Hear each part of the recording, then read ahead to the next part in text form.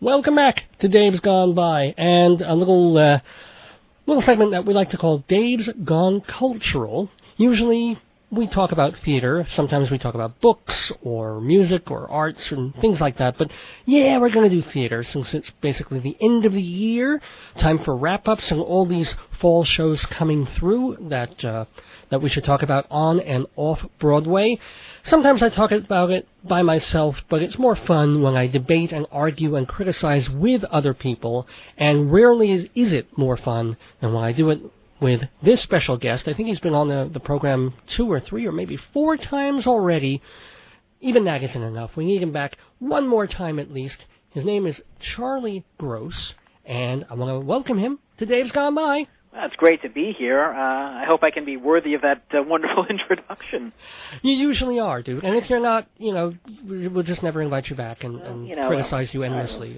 Fair enough. It's just I'm happy to return all the favors you've done me by appearing on Two on the Aisle, my show. And we know what kind of favors, don't we? God forbid. Hey, people are going to hear you on this segment for a little while, but where else can they hear you, dude? Well, they can hear me. If you live in Manhattan or in parts of Bergen County, New Jersey, you can see me on the old tube, Two on the Aisle. That is kind of a Siskel and Ebert program, which I do with my good friend Jeff Goodman, except that we talk about the theater. So if you want to keep up to date on what's good and what's not on and off Broadway, that's the place to go.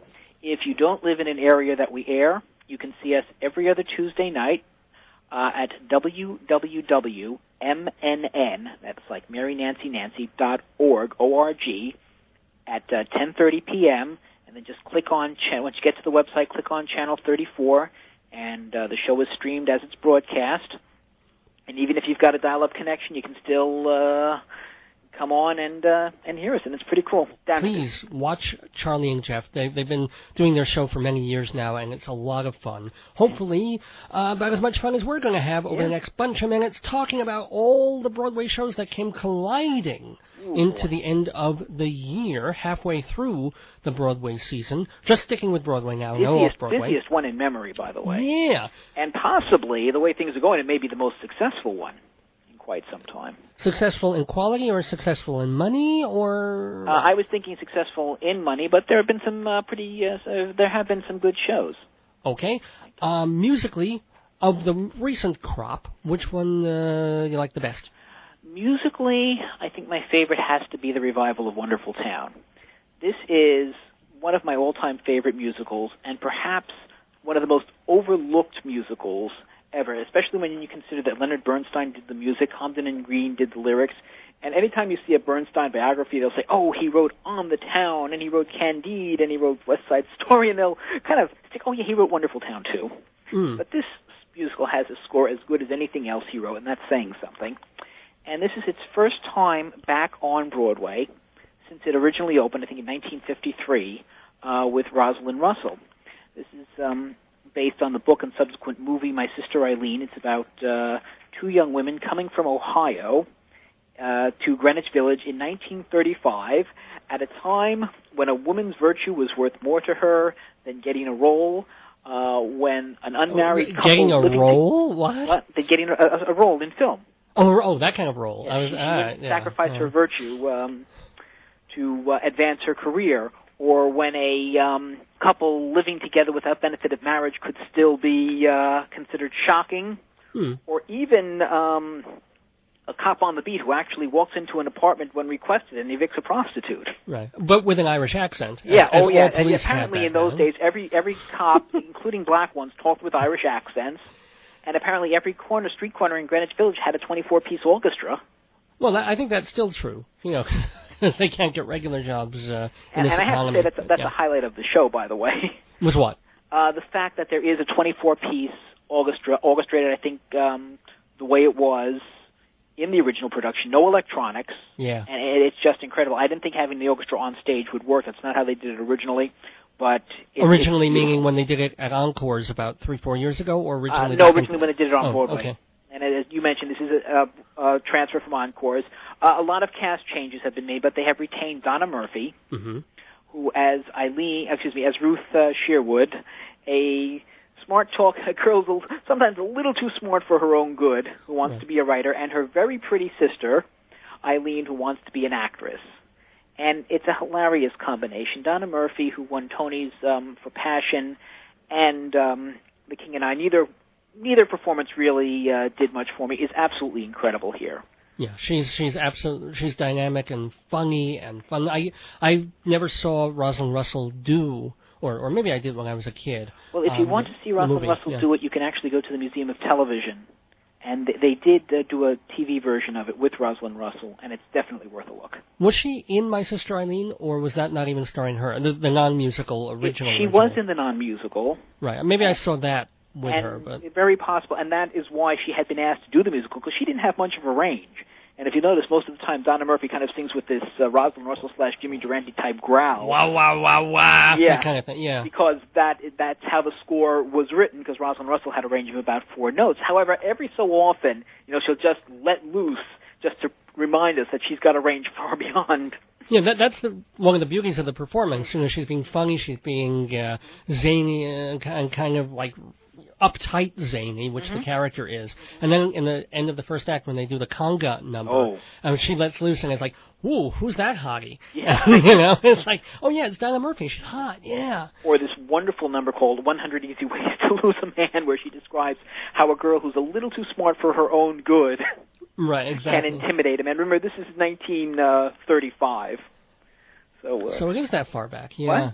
I didn't remember the time frame of the show, but it isn't just Donna Murphy's show. I think that's what's nice. But Jennifer Westfeldt, who's best known for directing and starring in Kissing Jessica Stein, is Eileen. She's the so-called pretty one, and she's fun and bubbly and adorable and a little bit knowing, which is just right, and a lot of good side characters too. I spent almost a whole segment on this particular show a couple of weeks ago because I liked Wonderful Town so much. And it's well worth it, because this is really an incredible show that is finally, I think, getting the recognition it deserves, and it's such a wonderful production. I mean, not big on the set and scenery, but I don't think the original was either. And it's not a show that really relies on that. This is a show that's very musically driven, very character driven, and the producers have given us this beautiful orchestra, a very talented cast, starting with Donna Murphy. Yeah, and it's talented, and it's set piece driven. It's comedy sketches in a way, when they're all stuck together, having dinner in that little apartment, or when they're at that nightclub. These things go in a farcical way, and that's what makes it move to. It's a strong story. Yeah, and the other thing that what it did for me was it reminded me, or it showed me, that Comden and Green can still work, because the last couple of Comden and Green shows that made it to Broadway, you had Bells On the Town. On the Town. Bells Are Ringing was kind of cute, kind of nice, but it was just didn't happen, even though it had Faith Prince. And then they had On the Town with it's Lea Delaria, and that over-happened. It was too much. It was George C. Wolfe just throwing things at us very loudly, and it was like, ugh. I think that, for that one he took a major risk not using Jerome Robbins' choreography, and I don't think it quite gelled. But for whatever reason, I was worried. I was getting like, gosh, maybe Comden and Green just, they're not going to make it into the next century. Their things were cute, but they're stale now. They're not really working. And then this comes along, and it's like, oh, don't be ridiculous. Wonderful Town is terrific. But it's not the only show. It's not the only new musical. There's another one that longs to be old, and it's called Never Gonna Dance. I think this is based very loosely on the Esther Rogers movie Swing Time. Mm-hmm. And it concerns a dancer named Lucky, who basically has to figure out a way, I think, to make $20,000 or $25,000. This is also back in the 30s, roughly around the same time as Wonderful Town, without dancing to satisfy his would-be father-in-law. And he goes to the big city and suddenly finds himself on the Major Bowes Hour dancing with, Nancy... Not sure I can pronounce it. Lemonager or Lemonager? Lemonager, yeah. Lemonager, okay. The ginger in this role. Right. And suddenly he doesn't want to make $25,000. Because if he does, he has to marry the guy's daughter. He made that promise. Right, the daughter, and he's kind of falling in love with Penny, who is a dance instructor, who he happens to run into, and she ends up with his lucky quarter, so he traces her to the dance studio. Along the way, he picks up a bum who's a former stockbroker. Yeah, I mean, it's a dumb story. I found it was a pretty fun story. A lot of people were making fun of the show and saying, oh, the plot is really stupid, as if all the plots back then when these kinds of things were being done weren't dumb and weren't silly and were just a way to hang the story and some jokes, or to hang the songs and some jokes. Well, the whole idea is to give them an excuse to dance, and they do. Yeah. The music is by Jerome Kern and assorted lyricists, including Dorothy Fields, Oscar Hammerstein, Ira Gershwin. It's like a who's who of lyricists. Yeah. For this score, and you have, of course, Never Gonna Dance, and I Won't Dance, and of course they spend half the show dancing. Yeah, Pick Yourself Up. I mean, there's a lot of dancing, and if you like the Astaire Rogers style, you're going to really enjoy this show. Yes, the book is a little silly, a little light, but it's got some lovely dance numbers. Yeah. The thing about it is I found the dancing quite enjoyable. I thought some of the dance numbers went on too long, but not being a dance aficionado, I felt that in Moving Out. I felt that in Contact. I was like, okay, I get the idea that dancing's wonderful, on to the next subject, on to more story, or on to a new dance. Right. Well, Contact, actually, the only one I actually enjoyed was the third segment, which was called Contact. And that even that worked for me. That one was repetitious, but you didn't mind because, there's that girl in the yellow dress, and you're going, habda.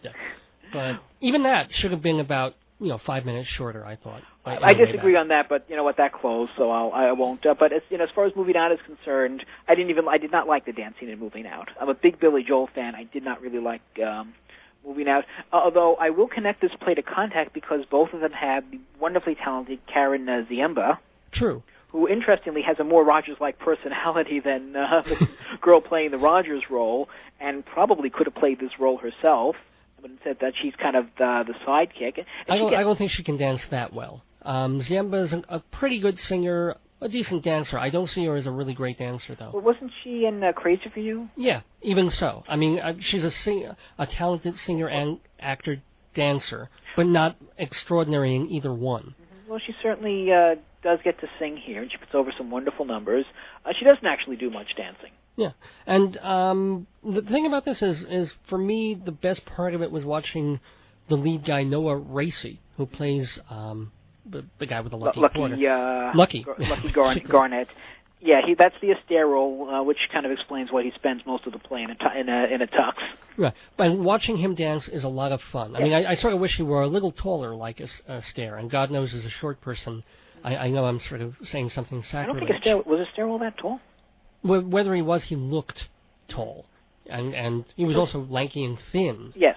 So, that and his dress made him look about 6.5 feet. I think he was pretty tall. Noah Racy, I think, really evokes He's the probably Astaire 5'10". style. Yeah. And perhaps to a lesser extent the persona. He knows what's expected of him, and he knows how to deliver it. Astaire's a very hard act to follow. But he's not a great singer. Astaire could sing pretty darn well. That's the one thing that's missing. Well, he could put over a song very well. He didn't have a great voice, but he knew how to put over a song. You're talking about Astaire? Yes. Yeah. But he actually had a decent voice. Racy just makes it. That's the one thing. I think they got people for the leads who can dance make the dancing worthwhile and special. But they didn't find a way to get actors who could do all three smashingly well. And that's why, sometimes when the songs are going on, these are supposed to be classic songs, and we feel like we're biding time, waiting for either the next dance or the next batch of jokes. Right. And the jokes I found very often very funny. I think, was it Jeffrey Hatcher who adapted the book? So, all in all, enjoyable. Yes. And absolutely worth a fun evening at the theater. Could have been better, but certainly could have been a lot worse. I hope it makes it. On to something more modern. Okay. There were 2 one-word new musicals out, yes. and they're both rather dark in their way. One is based on an old thing, and one is based on a recent thing. Which would you rather talk about first, Wicked or Taboo? I think I'd like to go with Wicked. Wicked is a very interesting concept. I mean, there are certain givens that we've always had. For example, things can get very vague these days. I mean, you get a terrorist like Yasser Arafat winning the Pulitzer Prize. I mean the Nobel. I'm sorry, that's not the Pulitzer, the Nobel Prize. Although Pulitzers were based on a guy who manufactured dynamite, so it would make a certain kind of logical sense. But no, I don't think Arafat ever won the Pulitzer. No, that's a German. Although, you know what, I would pick him and over I guess Edward we're not Albee. going to win one after this either. For that era. But Or if you read, the comic books, the villains, have these deep, dark issues, and that's why they're villains. But the one thing we could always count on was the Wicked Witch of the West. This woman, especially as personified by Margaret Hamilton in The Wizard of Oz, was evil, period. Yeah, well, and especially evil when she was on her period, so, yeah. Okay, I'm not going to get into that. Okay. Well, neither could anyone else, but, that's why she was wicked. Anyway. Yes. Okay, this sounds like a whole this topic for another segment. Let's stay away from the word whole, shall we? Okay! I don't know why I'm doing this. I don't know. Go on, tell us more about Wicked, though. Okay, well, Wicked is, basically, Wicked is a revision of the Oz legend. It's kind of a different path down the yellow brick road, where we learn that not only does the witch have a name, Elphaba, which is, I think, a derivative of L. Frank Baum, who wrote the book. Yep, mm-hmm. But she wasn't actually, not only that, she wasn't so bad.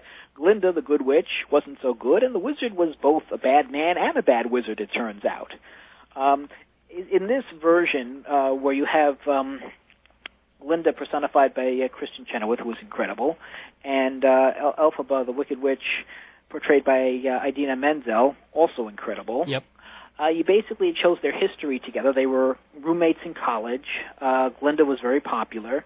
Elphaba, who is green, and shunned because she's green, which I find interesting, because she lives in the land of Oz, where the main city is all green, in the Emerald City. So I know that's a wonderful moment in the show where she finally gets to visit the Emerald City, right. And she goes, "Oh my God, everything's green." It's actually quite touching. She feels she fits in, yeah. Although I always felt, well, if the Emerald City is green and that's the pinnacle of Oz, a green woman probably shouldn't be made to feel out of place, but that's another story. Anyway, Elphaba was very talented magically, and eventually brought to see the wizard, kind of to work with him. Turns out the wizard's got this whole PR campaign going against talking animals because he feels by making them scapegoats. Literally. There's actually a goat literally professor, in one case, because we do run into a talking professor goat at the university where Glinda and Elphaba study. He can unite the population of Oz. Well, Elphaba, who, unlike her counterpart in the Wizard of Oz, in the original story, because she wanted to keep the cowardly lion and make him work as a horse and wouldn't feed him until he agreed to that. Mm-hmm. But in this version, she is an animal rights activist. And so she and the wizard don't quite see eye to eye. The wizard uses his publicity mill to paint her as wicked, and the story goes on from there. And Glinda kind of falls in with the wizard, not really wanting to, but she likes to be popular. And she likes they dub her Glinda the Good, and eventually she kind of grows out of it. I don't want to give too much away. Well, they become true friends. Yeah. I mean, and they go through even after they become friends. And that's one of the things that surprised me about the plot. And I think the book for Wicked is pretty terrific. It's Winnie Holtzman did the adaptation. Stephen Schwartz did the score. Yes. I think it's one of his best, if not his best, scores, by the way. I need to hear it some more. I need to listen to the cast album a bit more. There's some good stuff on it. I think he goes up and down. I think some of the rhymes are a little iffy, and music's good sometimes and okay others, but the book kept pulling me. It kept surprising me. I will tell you, found it very moving at times. In the beginning it did. I mean, it shed some wonderful light on things like the ruby slippers and the hurricane that brought Dorothy to Oz, and those are very interesting revelations. But there are other things, like when they revised the origins of the Scarecrow and the Tin Men, that really fly in the face of both the movie and the original Baum book. And it's very hard to accept. For example, in this case, the Tin Woodsman is not even a woodsman. Yeah. Over here. And at one point, the witch not being evil becomes the easiest part to accept. And there are certain... I like that. That's one of my favorite things about the show, is that Elphaba, for me, is an extremely sympathetic character most of the way. She's not perfect, even though we're supposed to sympathize and empathize with her, as she has to start, as everybody else is basically reviling her. And sometimes she's a loudmouth. She's a pain in the butt sometimes. She knows she's unpopular, so she goes out there and makes herself doubly... she and Ruth from Wonderful Town have something in common. They're both very talented, right? And they don't know when to. A little too aggressive at times, right? So she has that little failing, that we accept in her, and then but then she gets roped into all these terrible circumstances out of being good. And it's fascinating, and it's been, lovely directed by Joe Mantello. When Elphaba, first flies on her broom, the way they stage it is wonderful. Yes. Yes. It's a lot more creative than just having her literally fly on the broom. Oh, yeah. Which Roseanne Barr did in The Wizard of Oz a couple of years ago, but that's another story. But it's true. This is one of the things also that I liked about the show is that it's a show. Mm-hmm. I mean, I know that sounds silly to say, but it is spectacle. Yes. And they make good spectacle out of it. There's some good music. They've got two equally fabulous actresses. I mean, I know they gave like double nominations and maybe even a double win to those two actresses in Sideshow a couple of years ago when they played Siamese twins. Mm-hmm. So it was basically unfair or impossible to separate them at nominations time. Mm-hmm. Here we've got Chenoweth and Menzel, and they're not, joined literally at the hip. No. And yet trying to figure out, well, who is better? Mm-hmm. You can't even... They're both extraordinary. I would have to give the nod to Menzel because she's got the better part. Okay. I mean, that they're both extraordinary actresses. I disagree a bit with you about the book. It gets very predictable in the second. What did you predict? Who was going to be the Tin Man? Who was going to be the Scarecrow? I wasn't even looking. I'm not a Wizard of Oz aholic guy. I haven't seen the movie in years. I never even read the book, so I don't have all that Oz background. I just have this vague memory of Yellow Brick Road and Bert Lahr and something about No Place Like Home. Right. Well, it's very hard if you are familiar with it. It's at times very hard to reconcile, and in fact, the play, which does overlap with the movie at one point, isn't quite able to reconcile itself with it, and that was a problem that I had with it. And I think really the only way to enjoy it, if you are an Oz fan, is to basically say that this takes place in an alternate universe or an alternate Ozverse. Oh yeah. I mean, I think that's going in. On it, and just sit back and try to enjoy it. Joel Grey is the wizard. He does a nice job as that. Right. I mean, he's a pro. Yeah. You look at it's not that flashy a role, even though it's a wizard. He's actually downplays the role because the wizard isn't really a big old whiz. There. The wizards and Carol Shelley as the headmistress of the school that Elphaba and Glinda go to. Yeah, she's very good. I didn't get to see the original actor Norbert Leo Butz. Yes. That's his last name, folks. Norbert Leo Butz. Yes. He was out by the time I got to see it. He's had some illness or something. He also performed well. I mean, he's the lead male kind of role who falls in love with. He should be falling in love, quote unquote, with Glinda the Good, but he's attracted to Elphaba, the so-called bad, as is everyone but else. He's attracted to her not because she's evil. He's attracted to her. He falls in love with her because of her, and he knows she's not evil. He knows the score. Yeah, right. And he sees behind it, and also, let's face it, Idina Menzel looks like a green supermodel. I mean, Margaret Hamilton, a little bit. Who was a lot older when she played the role. And, I think they also gave her a nose and a chin, They made her look ugly. Idina Menzel, they paint her green and they just throw her on stage. She's a young, attractive woman. Right. And it's like, just a lighter shade of green. She looks like a C6 supermodel. That's about it. But and just in case any of the creators of the show are listening, there were some touches that anyone who's bothered to read the book would notice. Oh, like? Give us one. All right. They all wore, if you notice when they go to the Emerald City, everyone puts on glasses. And the supposed reason for that in the book was that you had to wear glasses, green glasses, because otherwise the brilliance of the city would blind you. Oh. And then we find out later in the book that you have to put on the green glasses because otherwise the city won't look green. It was a whole elaborate plot by the wizard. Cool. Yeah. So I guess there are a couple little touches like that. Neat. Yeah. Well, I mean, I liked Wicked a whole lot. It sounds like you, what? Where are you on it? I enjoyed it less than you did. Again, I don't think the book. I wasn't as enamored with the book as you were toward the end. Although it is a good one.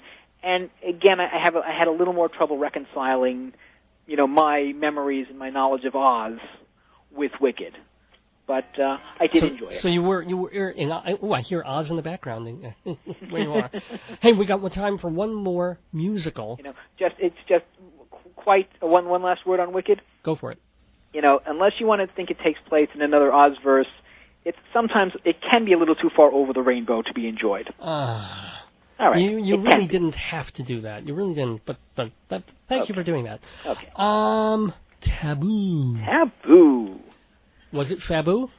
No, it wasn't. No. Now, the question about Taboo is, can this show climb out of the shadow of its producer, Rosie O'Donnell?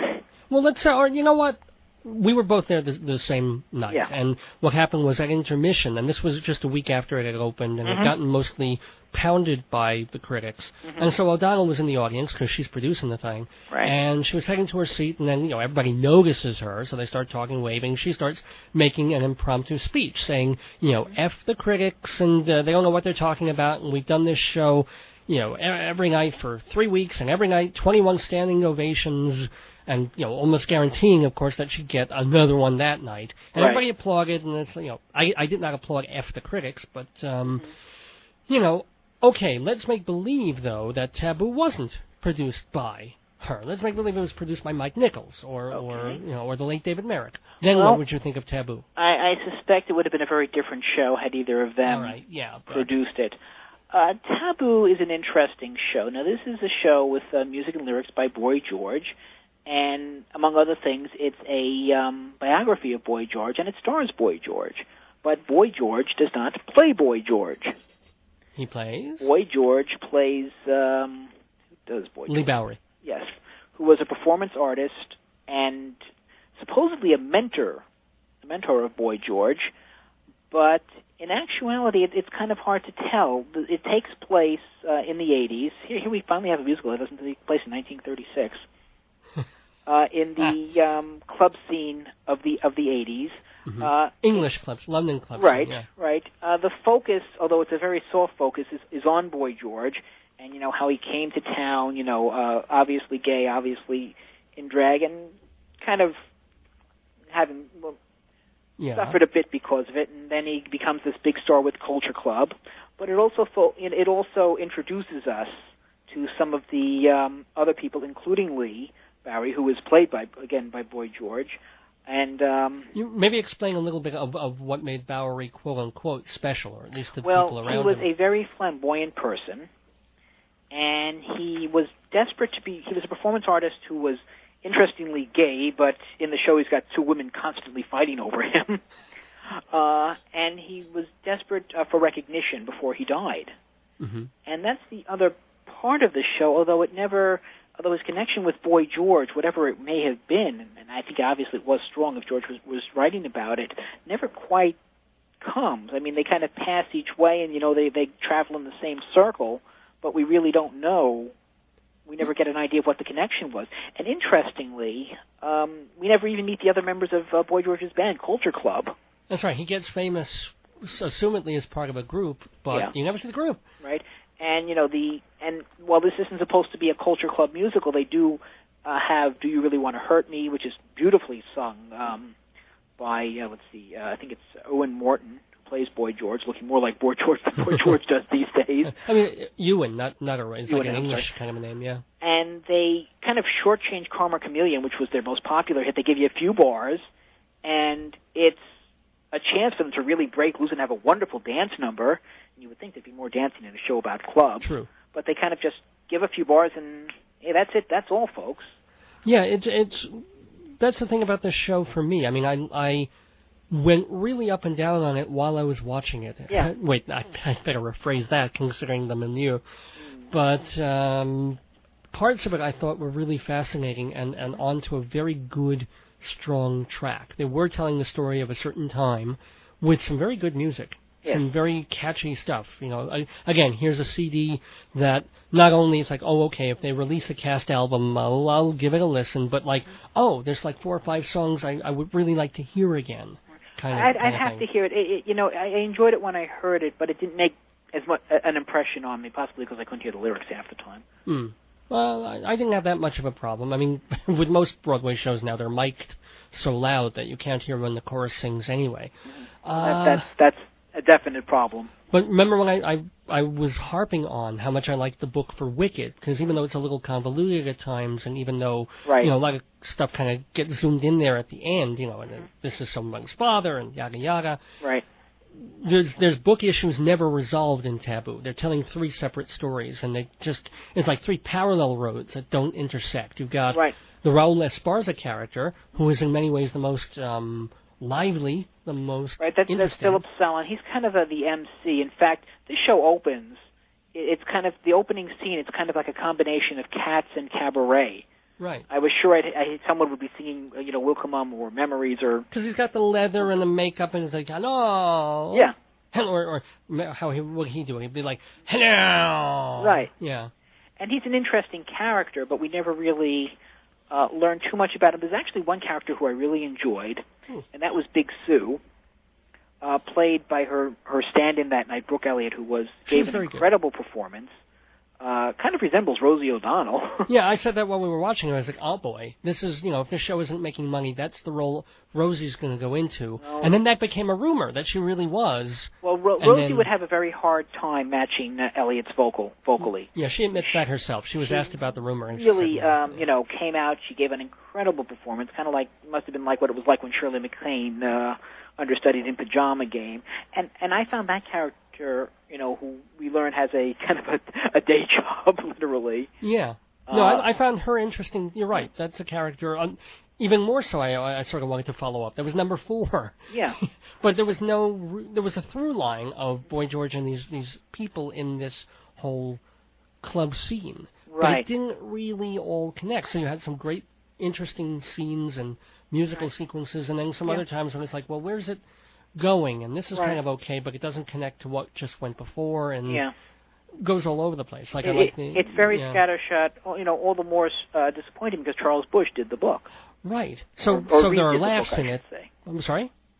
Rewrote the book. Rewrote the book. Yeah. For Broadway. Let's see. In addition to Brooke Elliott as Big Sue, I liked how do you say Ewan Morton as Boy George.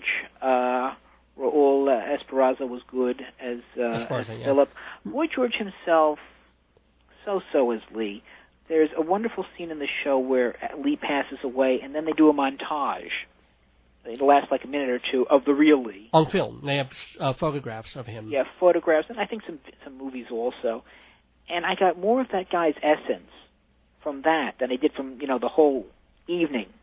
Well, yeah, and watching Taboo. I agree with that. I wonder if that's even fair, because here you are. I mean, how do you compete with showing actual footage of a person who was a very minor legend, but a legend of his time, and then showing him in his prime, and then going all the way back to when he was a young child, and then realizing, well, yes, he died of AIDS also. So, they do all that in about a minute and a half, 2 minutes, and that is going to be powerful, the image. Filmic image and real image. How can theater compete necessarily with that? Well, it's got to find a way, otherwise you don't put it on stage. Touché. Well put. So, would you recommend Wicked? Would I recommend Wicked? I'm sorry, not Wicked, Taboo. Would I recommend Taboo? Wicked I would definitely recommend. Would you recommend Taboo? Would I recommend Taboo? It would really depend on who I was talking to. Certainly not to my parents. Well, yeah, okay. I think, to someone who's a Culture Club fan, to someone who might have enjoyed Mamma Mia. But not your sort of dyed-in-the-wool theater fan. You wouldn't really say, yeah, you really should see this. It would, of the shows that we've seen. Again, it's not a bad show per se. It's just. Well, some people say it's a terrible show. So at least we're not in that camp. I wouldn't go quite that far. But of the shows we discussed tonight, I think it is the weakest. And it would be. Well, I'll tell you, it's more interesting to me than Never Gonna Dance. I think and as much as I like Never Gonna Dance. Costumes. But you know what? Where's the backdrop? They put all the money of Taboo into the costumes and not a penny onto the set. Mm-hmm. So it's physically ugly. And it still set Rosie back $10 million. Yeah, she has it. She'll start another magazine. She'll get it back. Anyway, before I let you go, Charlie. Oh gosh, it's been a thank you, first of all. This has been my pleasure. Great fun. All these plays have opened up. Right? We'll talk about them. Next time. We'll have to do a part 2 on this, if you don't mind. Love to. But since we're ending the year here, any thoughts about the year in theater in general, or the best shows of the whole 12-month period in 2003?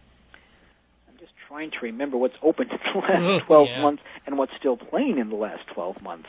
I think my favorite of all would have been Take Me Out, the Richard Greenberg play that's closing January 4th. Well, any ideas on your end? Well, I seem to be the only one who didn't like Take Me Out.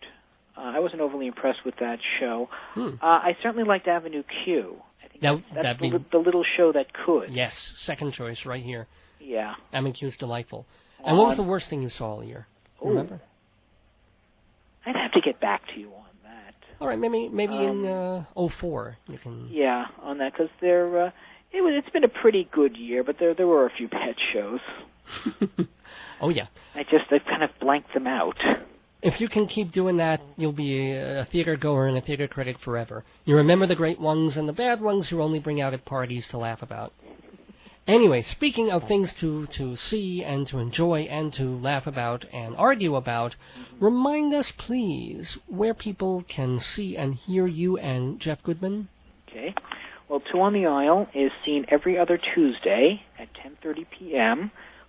Most places you can see it on the web, www.mnn, as in Manhattan Neighborhood Network.org, and then just click on Channel 34. You have to do it on Tuesday at 10:30, and again, it's every other Tuesday because the show is streamed as it's broadcast. Mm-hmm. If you live in Manhattan, you're a lot luckier. You just switch on Channel 34, and you can watch it at the same time. We're also on in parts of Bergen County, New Jersey. Unfortunately, I don't know where and when these days, but we are there, and we're seen weekly. Well, I mean, who cares? It's New Jersey. Oh, lots of nice people care about it. Yeah, I guess. Parents live in New Jersey. Oh, yeah, actually, your parents are very nice, I have to say that. And you're very nice, Charlie. You're always nice for coming on this show and being so interesting and so knowledgeable and so much fun. Happy holidays. Happy New Year to you. Good theatering. Thanks again, Charlie Gross. Okay.